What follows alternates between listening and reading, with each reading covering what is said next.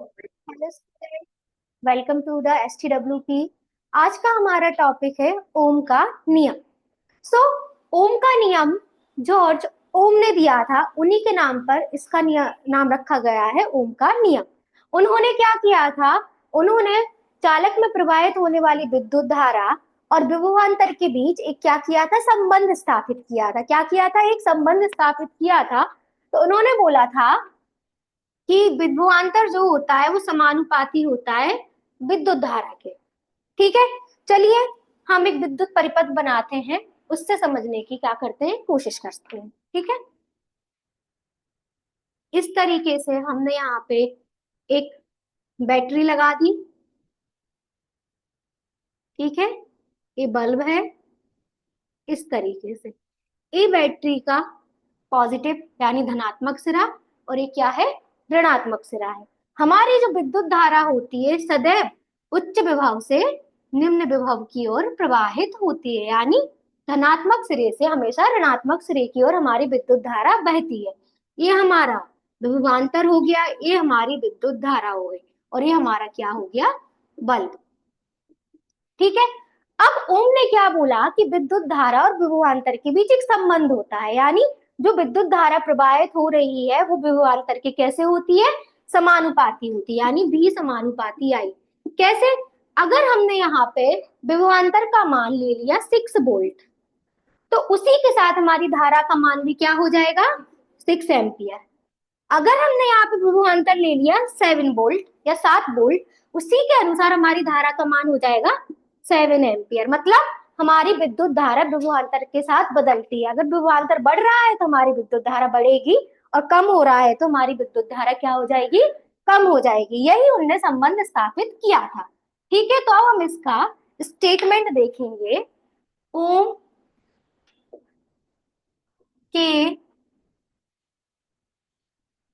नियम अनुसार किसी चालक में प्रवाहित विद्युत धारा की प्रबलता उस चालक के सिरों पर लगाए गए विभवांतर के समानुपाती होती है। यदि भौतिक अवस्था मतलब ताप, दाब, लंबाई इत्यादि कैसी रहे? अपरिवर्तित, यानी परिवर्तित ना हो। ये ओम ने अपना नियम दिया था। ओम के नियम के अनुसार किसी चालक में प्रवाहित विद्युत धारा की प्रबलता उस चालक के सिरों पर लगाए गए विभवांतर के समानुपाती होती है, यदि भौतिक अवस्था यानी ताप, दाब या लंबाई कैसी रहे? अपरिवर्तित रहे, यानी परिवर्तित ना हो। मतलब विभवांतर कैसा होगा? समानुपाती होगा किसके? विद्युत धारा। क्लियर? सो विभवांतर को काय से प्रदर्शित करते हैं हम? कैपिटल वी से। तो कैपिटल वी समानुपाती विद्युत धारा को हम प्रदर्शित करते हैं कैपिटल आई से, तो वी समानुपाती आई। अब हम इस समानुपाती चिन्ह को हटाएंगे तो एक क्या आता है? एक समानुपाती नियतांक आता है। क्या आता है? समानुपाती नियतांक। तो क्या होगा? V equal to R I. हम लिखेंगे जहां आर एक समानुपाती नियतांक है, जिसे चालक का क्या बोलते हैं? जिसे चालक का प्रतिरोध कहते हैं। क्या कहते हैं? प्रतिरोध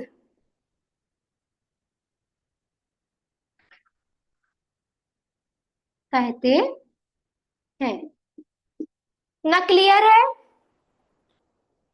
हो गया नोट?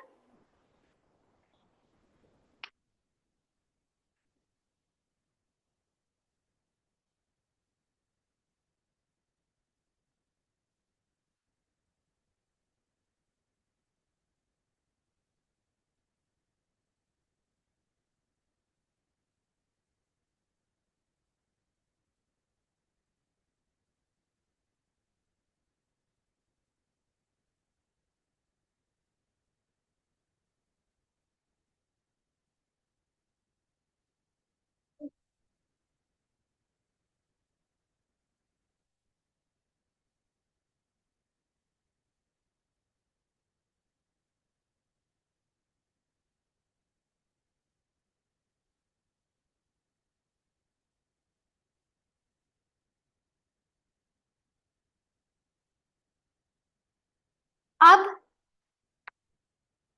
हमने देख लिया ओम का नियम। अब ओम के नियम ने विभवांतर और विद्युत धारा के बीच संबंध स्थापित किया तो एक ग्राफ मिला हमें।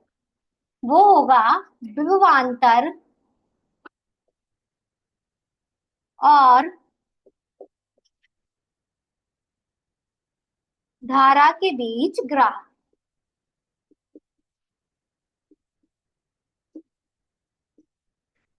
हमने देखा v समानुपाती था I के। अगर हम यहाँ v लिखें और यहाँ I, अगर हमने v की वैल्यू 1 वोल्ट ली तो I की भी वैल्यू कैसी होगी? 1 एम्पियर। हमने अगर विभवांतर की वैल्यू 2 वोल्ट ली तो विद्युत धारा की भी कैसी होगी? 2 एम्पियर। अगर हमने यहाँ 3 वोल्ट लिया तो इसकी भी वैल्यू क्या होगी? 3 एम्पियर। तो इस तरीके से हमारी वैल्यूज मिलेंगी। तो हमारा ग्राफ किस तरीके से जाएगा? ये हमारा है विभवांतर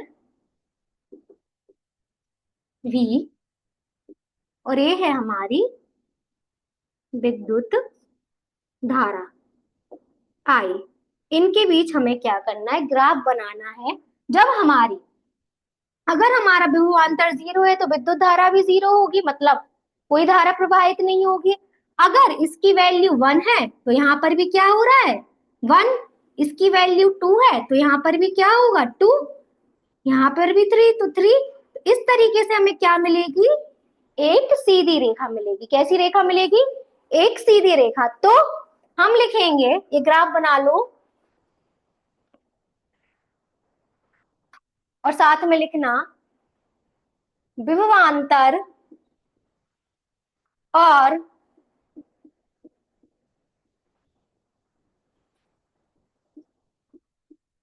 विद्युत धारा के बीच ग्राफ एक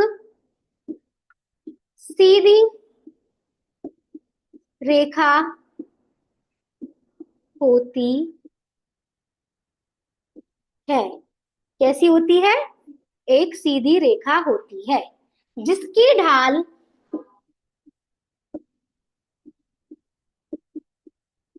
अब ये सीधी रेखा है। अगर हम इसका ढाल निकालना चाहें, मतलब स्लोप निकालना चाहें तो निकाल सकते हैं। तो इसका जो स्लोप आता है वो R=V/I, यानी प्रतिरोध आता है। क्या आता है? ढाल प्रतिरोध कहलाती है। क्लियर है ये चीज? अब अगर आपको एग्जाम पेपर में पूछ लिया गया कि कौन सा नियम है जो विद्युत धारा और विभवांतर के बीच संबंध स्थापित करता है, तो कौन सा नियम हो गया? ओम का नियम। ये क्लियर है? इससे हमारा एक क्वेश्चन बन गया। एक और बन सकता है कि विद्युत धारा और विभवांतर के बीच जो ग्राफ होता है वो कैसा होता है? सीधी रेखा होती है, परवलयाकार होता है, कैसा? तो कैसा होता है? सीधी रेखा। ये दो क्वेश्चन हो गए। थर्ड क्वेश्चन पूछ सकते हैं जो विभवांतर और धारा के बीच जो ग्राफ होता है उसकी ढाल क्या होती है? तो उसकी ढाल को हम क्या बोलते हैं? प्रतिरोध। ये चीज क्लियर है? हमारे इससे कितने क्वेश्चन बन गए? 3। और एक तो हमने हमारा बड़ा क्वेश्चन ओम का नियम क्या होता है वो तो देख ही लिया, फॉर्मूला भी पूछ ले तो वो भी हमें पता है, V equal to R I. Clear है सबको ये चीज? ओके।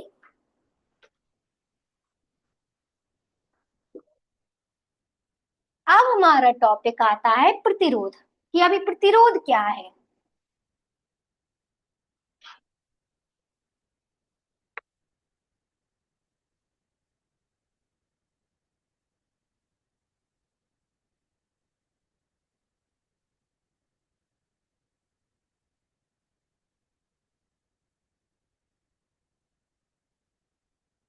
प्रतिरोध, हम एक विद्युत परिपथ बनाते हैं, ये हमने बैटरी कनेक्ट कर दी, ठीक है, इस तरीके से एक हमने बल्ब लगा दिया और एक ये। चलो अभी अगर हमने इस बल्ब को हटा दिया तो क्या, अब हमारी विद्युत धारा है जो उच्च विभव से निम्न विभव की ओर प्रवाहित हो रही थी, इस तरीके से, है ना, कोई दिक्कत नहीं थी। बट अब अगर हमने यहाँ पे क्या कर दिया, एक बल्ब लगा दिया, तो विद्युत धारा बल्ब से होकर जाएगी, तो बल्ब कैसा होगा, प्रकाशित हो जाएगा हमारा बल्ब। यानी विद्युत धारा बल्ब से होके गुजरी तो बल्ब प्रकाशित हुआ और फिर वो वापस निम्न विभव पर आ गई, मतलब ये एक तरीके के बीच में रुकावट आ गई। अगर हम बल्ब नहीं लगाते तो हमारी धारा आराम से बह रही थी, बट हमने क्या किया, बल्ब लगा दिया, यानी कोई रुकावट आ गई। और एक एक तरीके का क्या है, एक तरीके का क्या है, चालक है, यानी चालक की वजह से धारा के मार्ग में क्या आ गई, रुकावट। उसी को हम क्या बोलते हैं, प्रतिरोध या विद्युत प्रतिरोध। ठीक है, तो हम लिखेंगे विद्युत धारा, डायग्राम बना लो, विद्युत धारा के मार्ग में अवरोध या रुकावट, अवरोध या रुकावट उत्पन्न करने वाले कारक को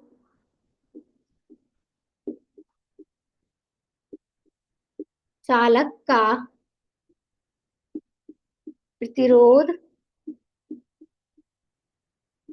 प्रतिरोध कहते हैं, तथा ऐसे चालक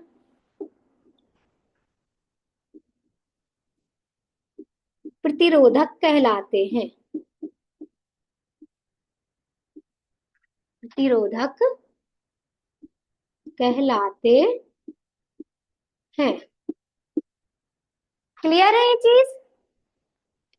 विद्युत धारा के मार्ग में अवरोध या रुकावट उत्पन्न करने वाले कारक को चालक का प्रतिरोध कहते हैं, तथा ऐसे चालक प्रतिरोधक कहलाते हैं। अब हमने ओम्स नियम ने ओम का नियम जो देखा था उसमें क्या था, V equal to R I, यहाँ आर क्या था, प्रतिरोध।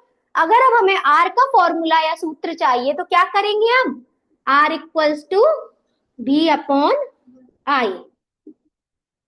इस तरीके से हमारे प्रतिरोध को प्रदर्शित किया जाता है, R equal to V upon I, यानी प्रतिरोध को लिख सकते हैं, प्रतिरोध बराबर विभवांतर बटे विद्युत विद्युत धारा। इस तरीके से हम अपने प्रतिरोध को प्रदर्शित करते हैं। हम इसमें लिखेंगे, इसी के साथ लाइन लिख लेना, प्रतिरोध को हम कैपिटल आर से प्रदर्शित करते हैं। कैसे प्रदर्शित कर रहे हैं, कैपिटल आर से, ठीक है। अब हमारे पास बात आती है एसआई मात्रक, इसमें एक पॉइंट आएगा, प्रतिरोध का एसआई मात्रक। तो प्रतिरोध का जो एसआई मात्रक होता है ओम होता है। क्या होता है? ओम।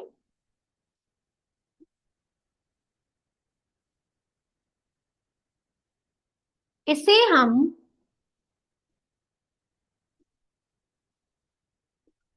एक चिन्ह होता है ओमेगा। क्या होता है? ओमेगा। इसको क्या बोलते हैं, लिख लेना, जिससे भूलेंगे नहीं। ओमेगा से प्रदर्शित करते हैं।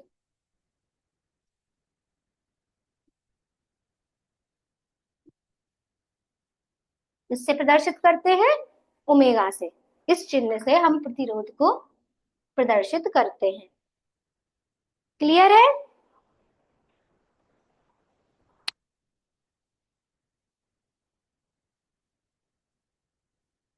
अब एक और इसमें पॉइंट डालो।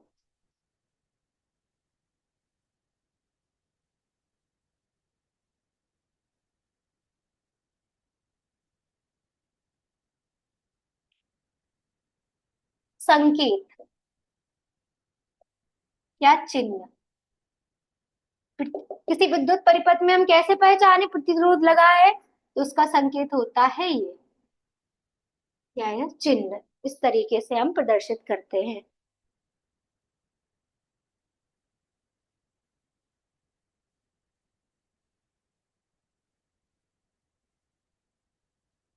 अब हमारा नेक्स्ट टॉपिक आता है प्रतिरोध को प्रभावित करने वाले कारक। हेडिंग डालेंगे हम, प्रतिरोध को प्रभावित करने वाले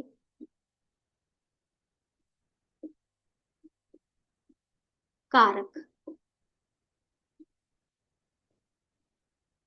अब प्रतिरोध को कौन कौन से कारक प्रभावित करते हैं हम वो देखेंगे।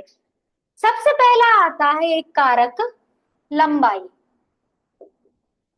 इसको हम बोलते हैं चालक की लंबाई। अभी समझना इस चीज को, लंबाई को कैसे प्रभावित करता है, प्रतिरोध को लंबाई कैसे प्रभावित करती है। ठीक है, सपोज एक ए रास्ता है, एक एक दूसरा रास्ता है। ठीक है, ये रास्ता यहां तक खराब है और ये रास्ता यहां तक खराब है। अब बताओ, कोई गाड़ी वाहन किस रास्ते से जाने पर जल्दी पहुंचेगी, रास्ता पहले से या दूसरे से? पहले से। क्यों? क्योंकि वो रास्ता थोड़ी दूरी तक खराब है और ये रास्ता ज्यादा दूरी तक खराब है। यानी इसके मार्ग में रुकावट कम है, इसके मार्ग में रुकावट कैसी है, ज्यादा है। यानी अगर हम रुकावट को ज्यादा बढ़ा दें या लंबाई ज्यादा कर दें तो क्या होगा, विद्युत धारा कम प्रवाहित होगी। अगर रुकावट मार्ग में ज्यादा है तो विद्युत धारा कैसे होगी, प्रवाहित ज्यादा होगी कि कम?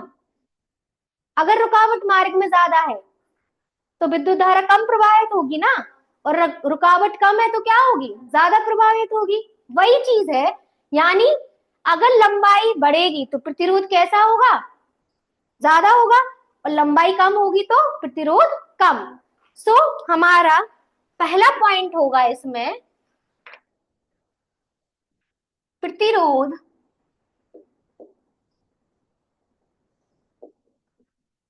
चालक की लंबाई के प्रतिरोध चालक की लंबाई के समानुपाती होता है।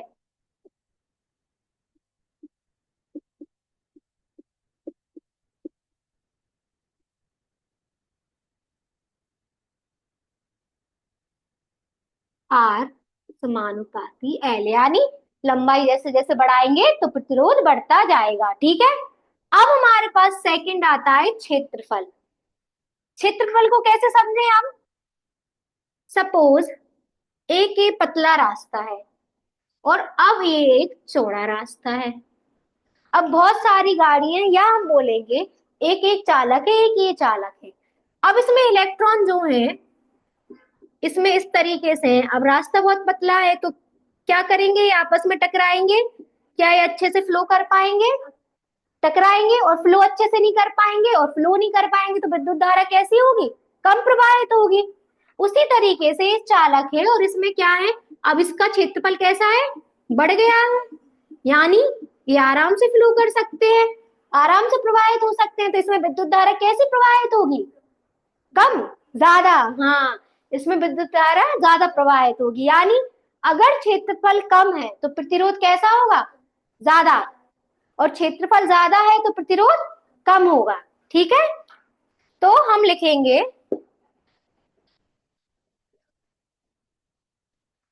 प्रतिरोध चालक के अनुप्रस्थ अनुप्रस्थ काट के क्षेत्रफल के व्युत्क्रमानुपाती होता है। व्युत्क्रमानुपाती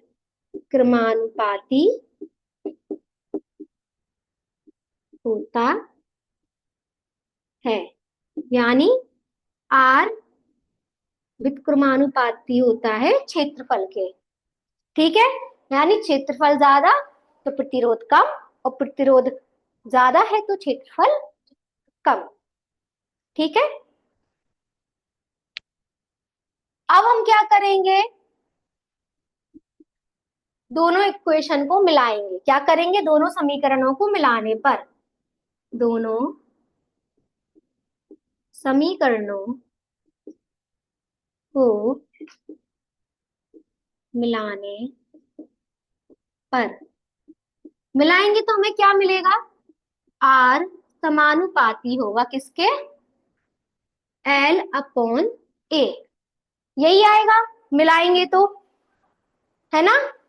अब फिर से समानुपाती चिन्ह है, इसको हटाएंगे तो क्या आएगा? एक समानुपाती नियतांक। सो समानुपाती चिन्ह को हटाएंगे तो एक समानुपाती नियतांक आता है, जिसको हम बोलते हैं रो, और जिसको हम बोलते हैं चालक की प्रतिरोधकता। जहां रो समानुपाती नियतांक है, जिसे चालक की क्या बोलते हैं? प्रतिरोधकता। क्या बोलते हैं? हाँ, प्रतिरोधकता कहते हैं। क्लियर है?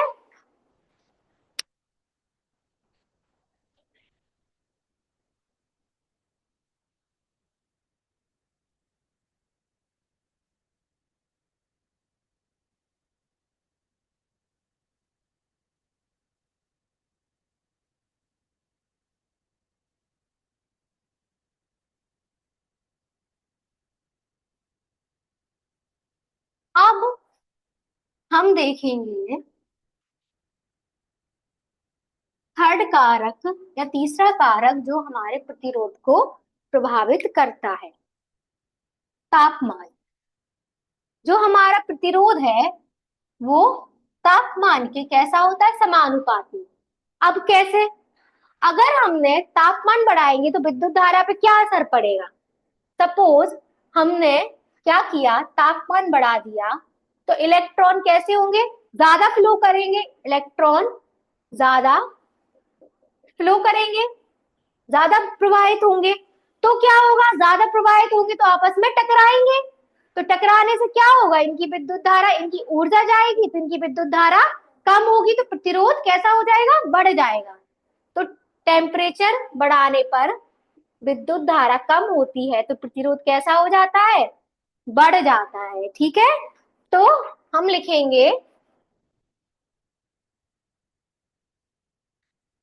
चालक का प्रतिरोध, थर्ड पॉइंट आएगा, चालक का प्रतिरोध तापमान के समानुपाती होता है।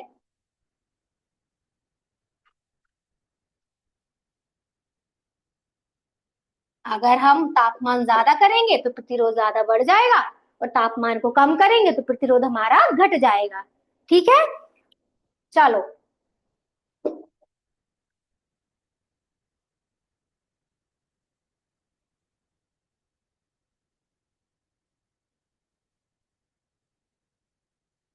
नेक्स्ट हमारा टॉपिक है प्रतिरोधकता।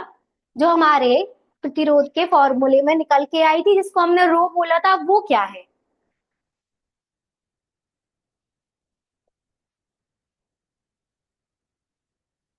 इसी को हम क्या बोलते हैं? विशिष्ट प्रतिरोध। क्या बोलते हैं? विशिष्ट प्रतिरोध।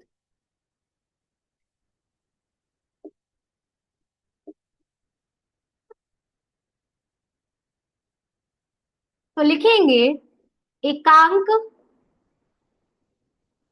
लंबाई और एकांक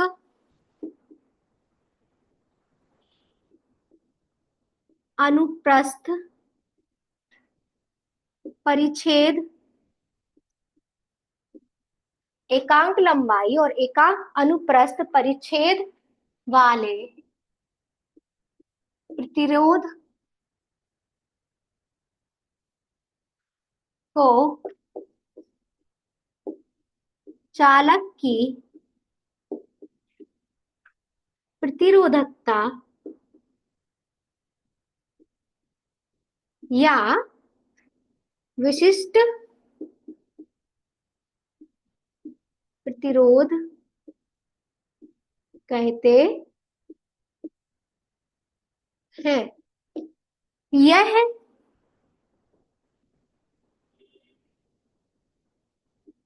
चालक की प्रकृति या चालक का जो गुण होता है, यह चालक की प्रकृति पर निर्भर करती है। इसे हम रो से क्या बोलते हैं? रो से प्रदर्शित करते हैं। अब आपको पूछ लिया जाएगा कि प्रतिरोधकता किस पर निर्भर करती है? लंबाई हो गया, अनुप्रस्थ काट का क्षेत्रफल हो गया, प्रतिरोधक काय पे? तो काय पे निर्भर करती है? पदार्थ की प्रकृति या पदार्थ के गुण पर निर्भर करती है। ठीक है ना? अब हमने प्रतिरोध के लिए फॉर्मूले में देखा था R equal to rho L upon A, यही देखा था। अगर अब हमें यहाँ से रो का फॉर्मूला चाहिए प्रतिरोधकता का, तो क्या हो जाएगा? रो इक्वल टू क्या हो जाएगा? R A upon L. इस तरीके से हम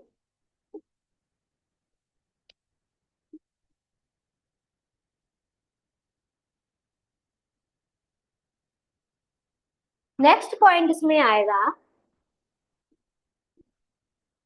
प्रतिरोधकता का एसआई मात्रक। अब इसका एसआई मात्रक क्या होगा? प्रतिरोध का ओम था प्रतिरोध का क्या था? ओम। क्षेत्रफल का क्या होता है? मीटर। मीटर का वर्ग, है ना?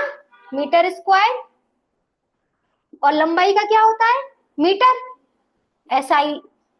तो 1 मीटर से 1 मीटर कैंसिल हो जाएगा, तो क्या बचेगा? ओम इंटू मीटर, यानी ओम मीटर। इसका एसआई मात्रक क्या होता है? ओम मीटर।